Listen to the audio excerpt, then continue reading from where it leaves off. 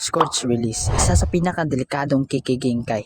Isa lang ninja ang gumagamit nito at yun ay si Pakura. Si Pakura ay wielder ng isa sa pinakadelikado na Kikigengkai at yun ay ang Scorch Release.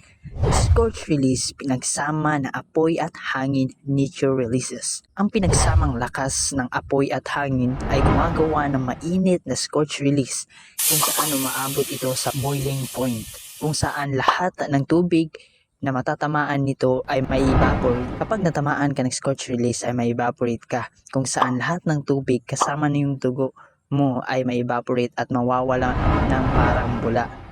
At natitira lang sa iyo ay maagnas na bangkay. Ng pinagsamang lakas nito ay kaya itong bumuo ng malaking Scorch Release kung saan mas malaki at malawak ang matatamaan nito. Kung saan ang mga puno, ibon, hayop at iba pa na may tubig sa katawan ay mamamatay.